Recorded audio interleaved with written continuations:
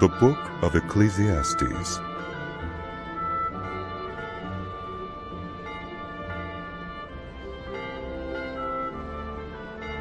The words of the teacher, son of David, king in Jerusalem. Meaningless. Meaningless. Says the teacher. Utterly meaningless. Everything is meaningless.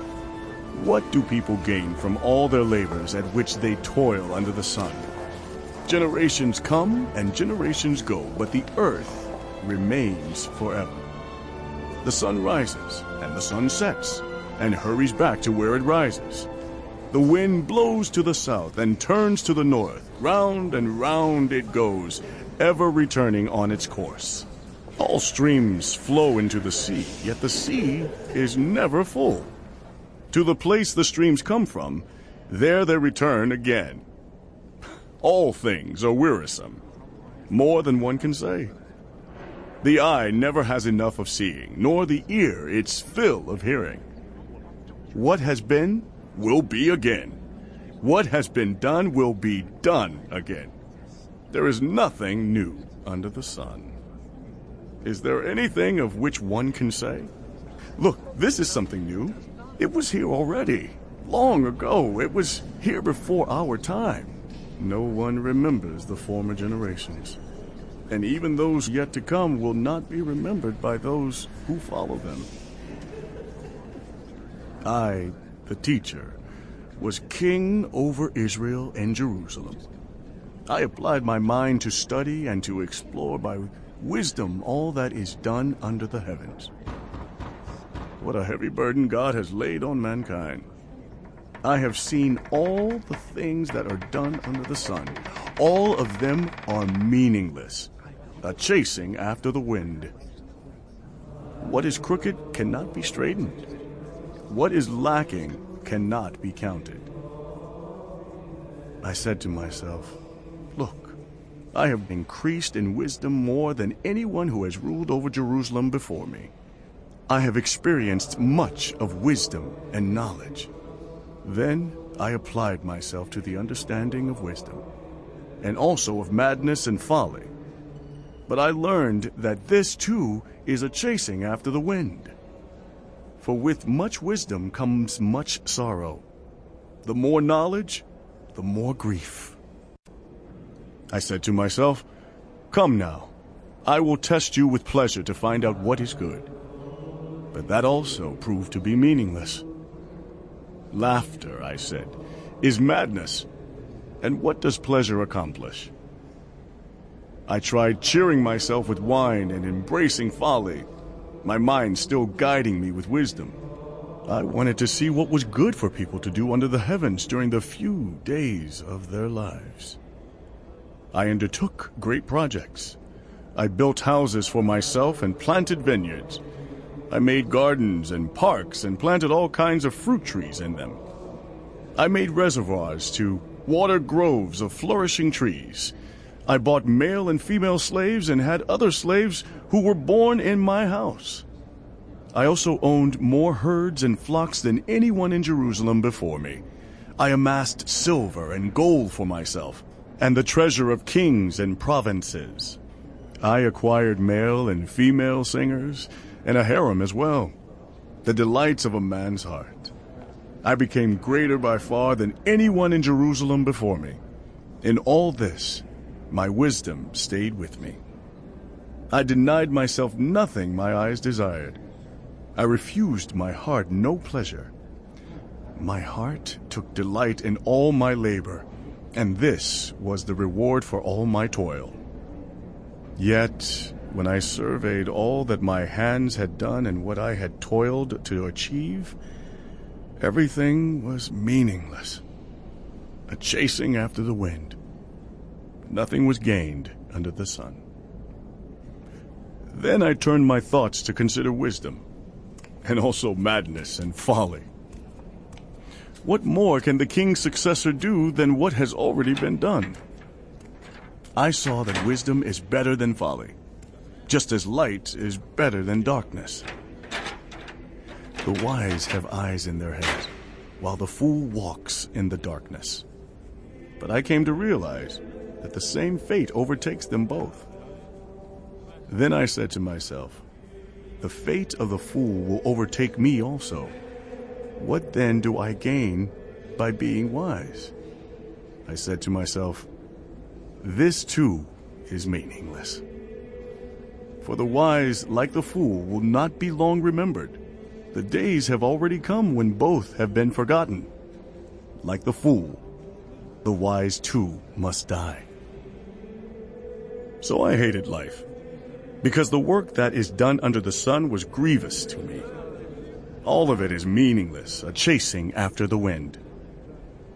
I hated all the things I had toiled for under the sun, because I must leave them to the one who comes after me. And who knows whether that person will be wise or foolish? Yet they will have control over all the fruit of my toil, into which I have poured my effort and skill under the sun. This too is meaningless. So my heart began to despair over all my toilsome labor under the sun. For a person may labor with wisdom, knowledge, and skill, and then they must leave all they own to another who has not toiled for it. This too is meaningless, and a great misfortune. What do people get for all the toil and anxious striving with which they labor under the sun?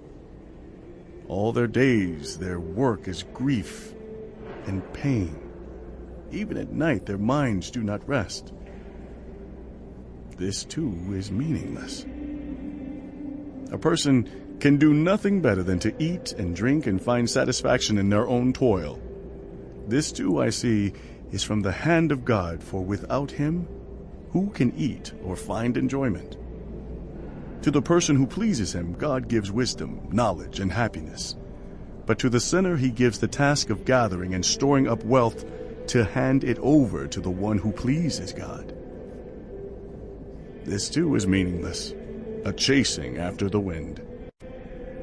There is a time for everything, and a season for every activity under the heavens.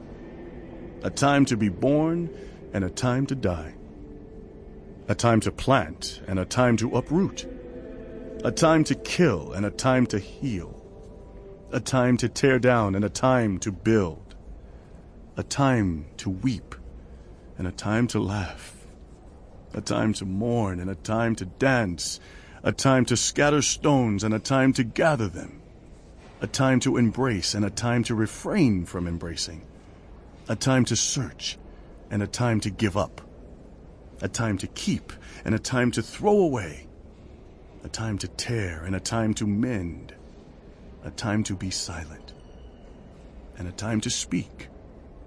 A time to love and a time to hate. A time for war and a time for peace. What do workers gain from their toil? I have seen the burden God has laid on the human race. He has made everything beautiful in its time. He has also set eternity in the human heart. Yet no one can fathom what God has done from beginning to end. I know that there is nothing better for people than to be happy and to do good while they live. That each of them may eat and drink and find satisfaction in all their toil. This is the gift of God. I know that everything God does will endure forever. Nothing can be added to it, and nothing taken from it. God does it so that people will fear him. Whatever is has already been, and what will be has been before. And God will call the past to account. And I saw something else under the sun. In the place of judgment, wickedness was there. In the place of justice, wickedness was there. I said to myself, God will bring into judgment both the righteous and the wicked. For there will be a time for every activity, a time to judge every deed. I also said to myself, as for humans, God tests them so that they may see that they are like the animals. Surely the fate of human beings is like that of the animals. The same fate awaits them both. As one dies, so dies the other. All have the same breath. Humans have no advantage over animals. Everything is meaningless. All go to the same place. All come from dust, and to dust all return. Who knows if the human spirit rises upward and if the spirit of the animal goes down into the earth? So I saw that there is nothing better for a person than to enjoy their work, because that is their lot. For who can bring them to see what will happen after them? Again I looked and saw all the oppression that was taking place under the sun. I saw the tears of the oppressed, and they have no comforter. Power was on the side of their oppressors, and they have no comforter. And I declare that the dead, who had already died, are happier than the living who are still alive. But better than both is the one who has never been born, who has not seen the evil that is done under the sun. And I saw that all toil and all achievement spring from one person's envy of another. This too is meaningless, a chasing after the wind. Fools fold their hands and ruin themselves. Better one handful with tranquility than two handfuls with toil and chasing after the wind. Again I saw something meaningless under the sun. There was a man all alone. He had neither son nor brother. There was no end to his toil, yet his eyes were not content with his wealth. For whom am I toiling? He asked. And why am I depriving myself of enjoyment? This too is meaningless, a miserable business. Two are better than one, because they have a good return for their labor. If either of them falls down, one can help the other up. But pity anyone who falls and has no one to help them up. Also, if two lie down together, they will keep warm. But how can one keep warm alone? Though one may be overpowered, two can defend themselves. A cord of 3 strands is not quickly broken. Better a poor but wise youth than an old but foolish king who no longer knows how to heed a warning. The youth may have come from prison to the kingship, or he may have been born in poverty within his kingdom. I saw that all who lived and walked under the sun followed the youth, the king's successor. There was no end to all the people who were before them, but those who came later were not pleased with the successor. This too is meaningless, a chasing after the wind. Guard your steps when you go to the house of God. Go near to listen, rather than to offer the sacrifice of fools who do not know that they do wrong. Do not be quick with your mouth. Do not be hasty in your heart to utter anything before God. God is in heaven, and you are on earth. So let your words be few. A dream comes when there are many cares, and many words mark the speech of a fool. When you make a vow to God, do not delay to fulfill it. He has no pleasure in fools. Fulfill your vow. It is better not to make a vow than to make one and not fulfill it. Do not let your mouth lead you into sin, and do not protest to the temple messenger, "My vow was a mistake." Why should God be angry at what you say and destroy the work of your hands? Much dreaming and many words are meaningless. Therefore, fear God. If you see the poor oppressed in a district, and justice and rights denied, do not be surprised at such things. For one official is eyed by a higher one, and over them both are others higher still. The increase from the land is taken by all. The king himself profits from the fields. Whoever loves money never has enough. Whoever loves wealth is never satisfied with their income. This too is meaningless. As goods increase, so do those who consume them. And what benefit are they to the owners except to feast their eyes on them? The sleep of a laborer is sweet, whether they eat little or much. But as for the rich, their abundance permits them no sleep. I have seen a grievous evil under the sun. Wealth hoarded to the harm of its owners, or wealth lost through some misfortune, so that when they have children, there is nothing left for them to inherit. Everyone comes naked from their mother's womb, and as everyone comes, so they depart. They take nothing from their toil that they can carry in their hands. This too is a grievous evil. As everyone comes, so they depart. And what do they gain since they toil for the wind? All their days they eat in darkness, with great frustration, affliction, and anger. This is what I have observed to be good, that it is appropriate for a person to eat, to drink, and to find satisfaction in their toilsome labor under the sun during the few days of life God has given them. For this is their lot. Moreover, when God gives someone wealth and possessions and the ability to enjoy them, to accept their lot and be happy in their toil, this is a gift of God. They seldom reflect on the days of their life because God keeps them occupied with gladness of heart. I have seen another evil under the sun, and it weighs heavily on mankind. God gives some people wealth, possessions, and honor, so that they lack nothing their hearts desire. But God does not grant them the ability to enjoy them, and strangers enjoy them instead. This is meaningless, a grievous evil.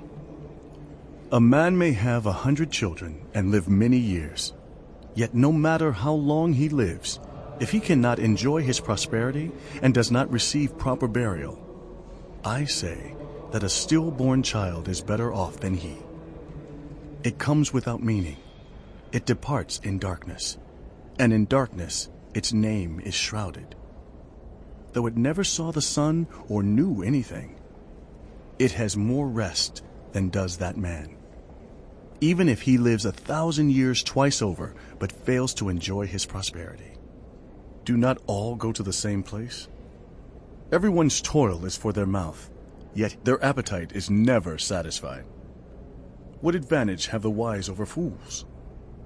What do the poor gain by knowing how to conduct themselves before others? Better what the eye sees than the roving of the appetite.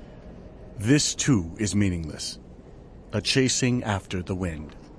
Whatever exists has already been named, and what humanity is has been known. No one can contend with someone who is stronger. The more the words, the less the meaning. And how does that profit anyone? For who knows what is good for a person in life during the few and meaningless days they pass through like a shadow? Who can tell them what will happen under the sun after they are gone? A good name is better than fine perfume, and the day of death better than the day of birth. It is better to go to a house of mourning than to go to a house of feasting, for death is the destiny of everyone. The living should take this to heart. Frustration is better than laughter, because a sad face is good for the heart. The heart of the wise is in the house of mourning, but the heart of fools is in the house of pleasure. It is better to heed the rebuke of a wise person than to listen to the song of fools. Like the crackling of thorns under the pot, so is the laughter of fools. This, too, is meaningless. Extortion turns a wise person into a fool, and a bribe corrupts the heart. The end of a matter is better than its beginning, and patience is better than pride. Do not be quickly provoked in your spirit, for anger resides in the lap of fools. Do not say, "Why were the old days better than these?" For it is not wise to ask such questions. Wisdom, like an inheritance, is a good thing and benefits those who see the sun. Wisdom is a shelter as money is a shelter. But the advantage of knowledge is this: wisdom preserves those who have it. Consider what God has done. Who can straighten what he has made crooked? When times are good, be happy. But when times are bad, consider this: God has made the one as well as the other. Therefore, no one can discover anything about their future. In this meaningless life of mine, I have seen both of these, the righteous perishing in their righteousness, and the wicked living long in their wickedness. Do not be over-righteous, neither be over-wise. Why destroy yourself? Do not be over-wicked, and do not be a fool. Why die before your time? It is good to grasp the one and not let go of the other. Whoever fears God will avoid all extremes. Wisdom makes one wise person more powerful than 10 rulers in a city. Indeed, there is no one on earth who is righteous. No one who does what is right and never sins. Do not pay attention to every word people say, or you may hear your servant cursing you. For you know in your heart that many times you yourself have cursed others. All this I tested by wisdom, and I said, I am determined to be wise. But this was beyond me. Whatever exists is far off and most profound. Who can discover it? So I turned my mind to understand, to investigate, and to search out wisdom and the scheme of things, and to understand the stupidity of wickedness and the madness of folly.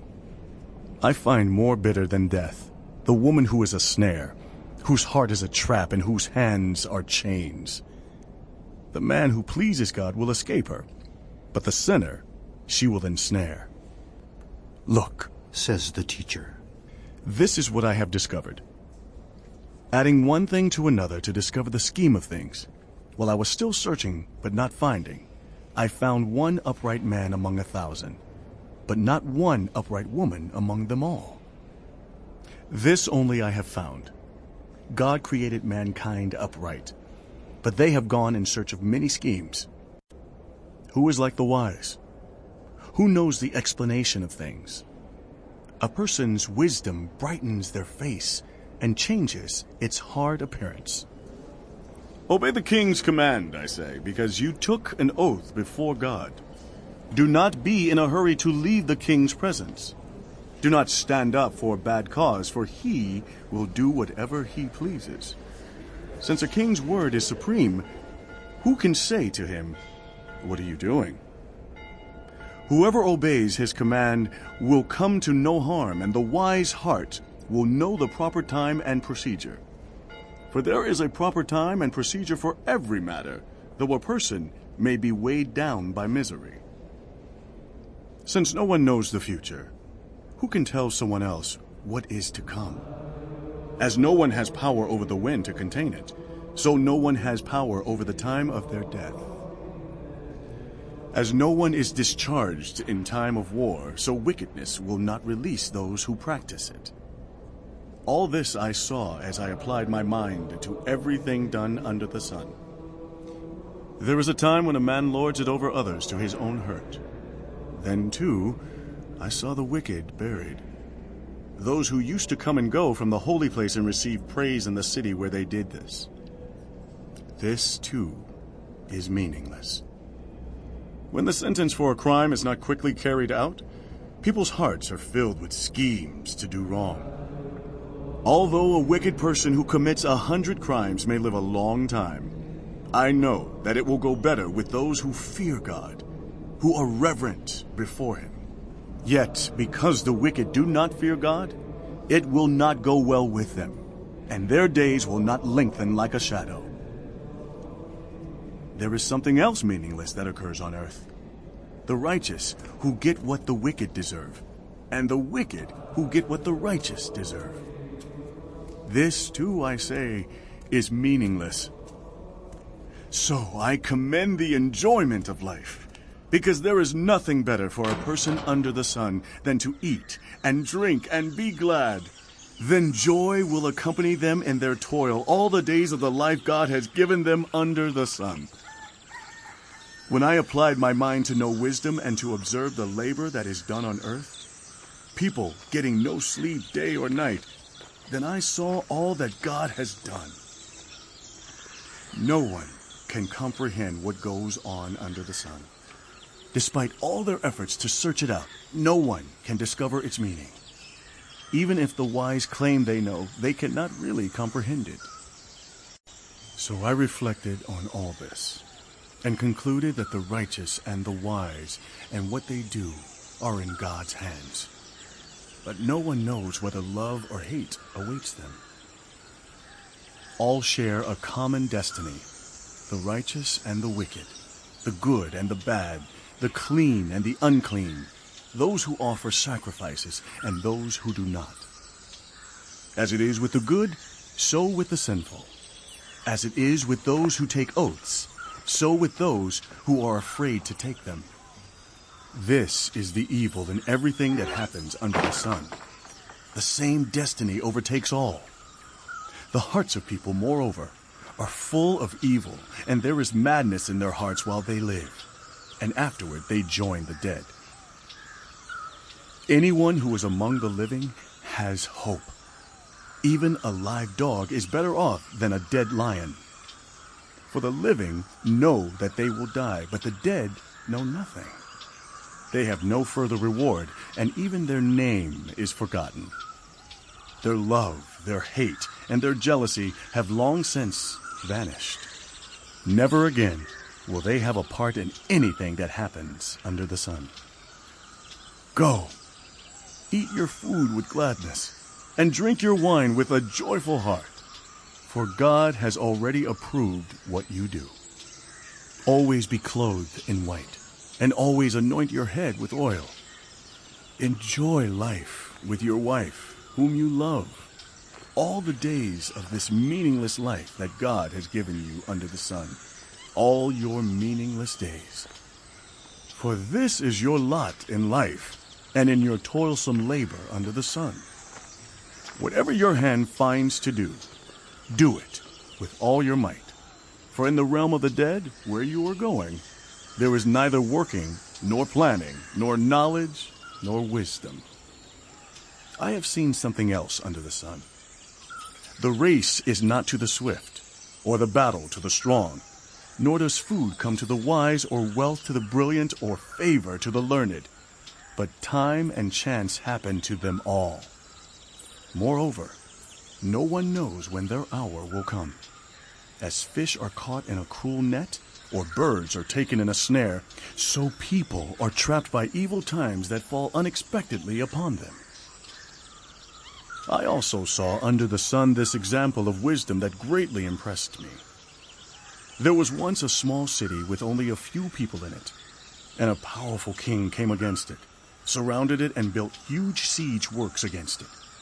Now, there lived in that city a man, poor but wise, and he saved the city by his wisdom. But nobody remembered that poor man. So I said, wisdom is better than strength. But the poor man's wisdom is despised, and his words are no longer heeded.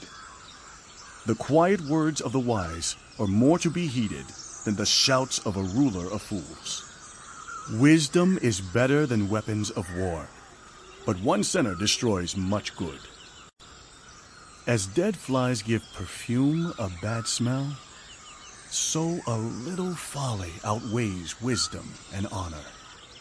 The heart of the wise inclines to the right, but the heart of the fool to the left. Even as fools walk along the road, they lack sense and show everyone how stupid they are. If a ruler's anger rises against you, do not leave your post. Calmness can lay great offenses to rest. There is an evil I have seen under the sun, the sort of error that arises from a ruler. Fools are put in many high positions, while the rich occupy the low ones. I have seen slaves on horseback, while princes go on foot like slaves. Whoever digs a pit may fall into it. Whoever breaks through a wall may be bitten by a snake. Whoever quarries stones may be injured by them. Whoever splits logs may be endangered by them. If the axe is dull and its edge unsharpened, more strength is needed, but skill will bring success. If a snake bites before it is charmed, the charmer receives no fee. Words from the mouth of the wise are gracious, but fools are consumed by their own lips. At the beginning their words are folly. At the end they are wicked madness, and fools multiply words. No one knows what is coming. Who can tell someone else what will happen after them? The toil of fools wearies them. They do not know the way to town. Woe to the land whose king was a servant, and whose princes feast in the morning. Blessed is the land whose king is of noble birth, and whose princes eat at a proper time for strength and not for drunkenness. Through laziness the rafters sag. Because of idle hands the house leaks. A feast is made for laughter.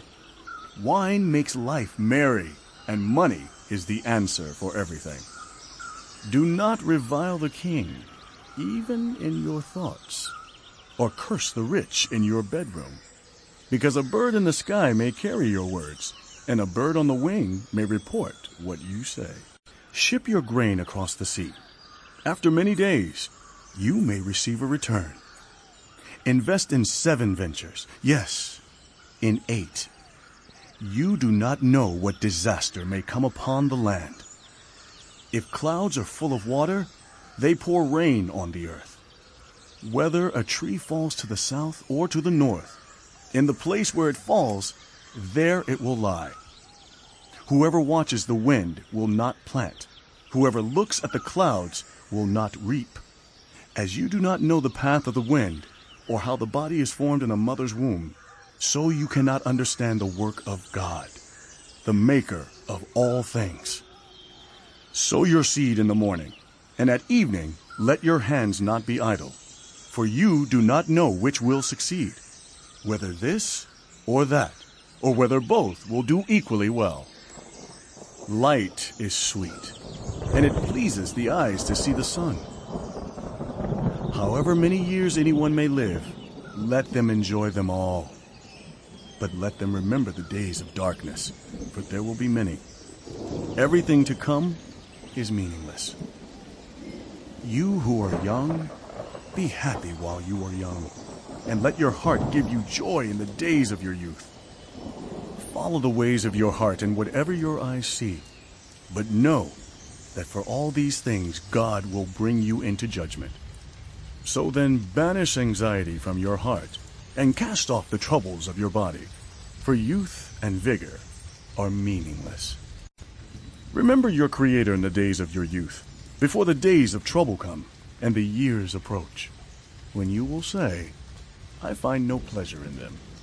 Before the sun and the light and the moon and the stars grow dark, and the clouds return after the rain. When the keepers of the house tremble, and the strong men stoop, when the grinders cease because they are few, and those looking through the windows grow dim, when the doors to the street are closed, and the sound of grinding fades, when people rise up at the sound of birds, but all their songs grow faint, when people are afraid of heights and of dangers in the streets, when the almond tree blossoms and the grasshopper drags itself along and desire no longer is stirred. Then people go to their eternal home, and mourners go about the streets. Remember him before the silver cord is severed and the golden bowl is broken, before the pitcher is shattered at the spring and the wheel broken at the well, and the dust returns to the ground it came from, and the spirit returns to God who gave it. Meaningless. Meaningless, says the teacher. Everything is meaningless. Not only was the teacher wise, but he also imparted knowledge to the people. He pondered and searched out and set in order many proverbs. The teacher searched to find just the right words, and what he wrote was upright and true. The words of the wise are like goads, their collected sayings like firmly embedded nails, given by one shepherd. Be warned, my son, of anything in addition to them. Of making many books there is no end, and much study wearies the body. Now all has been heard. Here is the conclusion of the matter. Fear God and keep his commandments, for this is the duty of all mankind.